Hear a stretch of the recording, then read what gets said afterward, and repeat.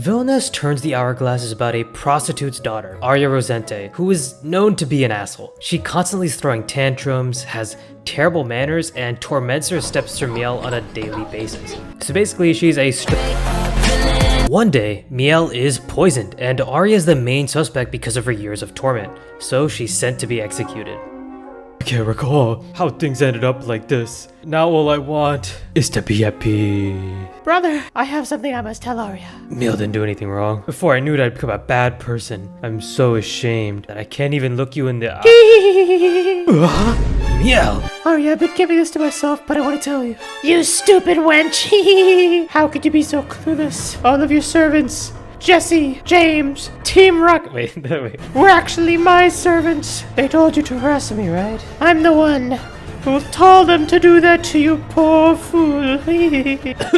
When you first came to our house clutching your vulgar mother's hand, I wanted to kill you. Thought it'd be dull to poison you like I did with your mother. I used the same plan in reverse and told them that you poisoned me. You had done so many bad deeds before that no one doubted your guilt. I can't die like this. I don't want to die like this. Let me return to the past. Guys, I think she might be the Villainess Turns the Hourglass starts its series off with a bang. Seriously, one of the best first chapters I've ever read. It makes you hate Miel so much. And sending Arya, the villainess, a decade into the past to prevent her future execution is a really unique premise.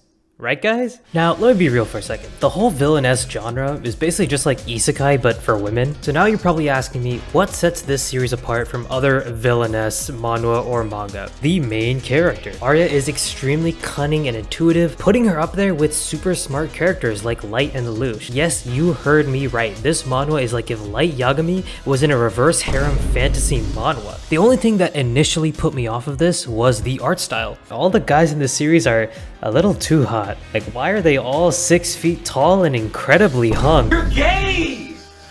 He's gay! Wait. All jokes aside, I'm more used to shonen manga and manhwa where the art style is way more badass. Despite this though, the manhwa won me over with its incredibly beautiful and intricate panels. I also think the fact that this is written for the female audience makes it better. Let's take this really popular revenge anime story aimed at males, Shield Hero. You can tell that this shit was written by a guy living in his mom's basement because, of course, in the middle of his journey, he's buying slaves that all happen to be hot anime chicks. Meanwhile, homegirl Arya's out here manipulating the stock market, forming political alliances, and oh my god, is she stealing her sister's mans too? She's ruthless.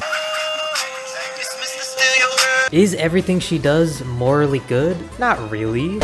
But that's what makes this series so fun to read. I love those morally ambiguous characters that will do whatever they want for the sake of ambition. And seeing a female character fill that role is really cool to me. And the thing that this series really drives home at the beginning is that Arya is a underdog. Even though she has all this information, the world is still working against her. It's a constant uphill battle with Arya having to use all the information that she has at her disposal. That's why I can say for a fact that this manhwa has an incredible story. It had me jumping out of my chair at the most mundane stuff. Alright, let's finally talk about the reason that you clicked on this video, the revenge plot. Why is this the greatest revenge manhwa ever written? Well, I'm gonna quickly dive into spoilers, so skip ahead to the timestamp on the screen if you don't want to hear the specifics. The entire time, Arya believes that she's on the defensive and losing this war against Miel. Miel is constantly getting extravagant gifts from this anonymous rich bachelor and the next heir to a big duchy, Oscar Frederick. But it's revealed that Oscar actually has feelings for Arya and that the super rich guy, who is actually the crown prince, also has feelings for Arya.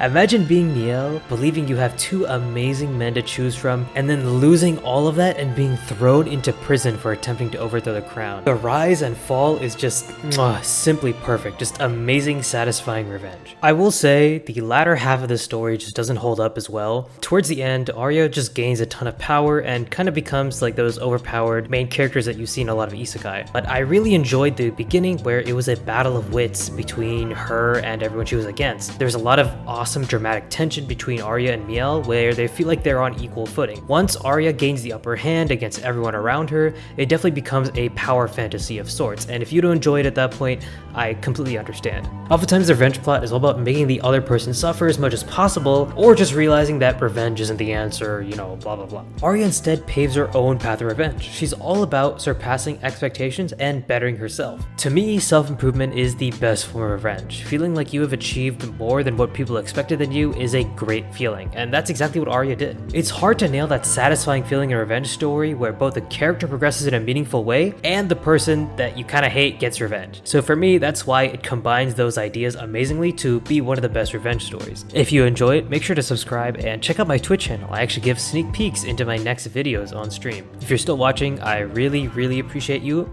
Big kisses. Anyway, that's all for today. See y'all.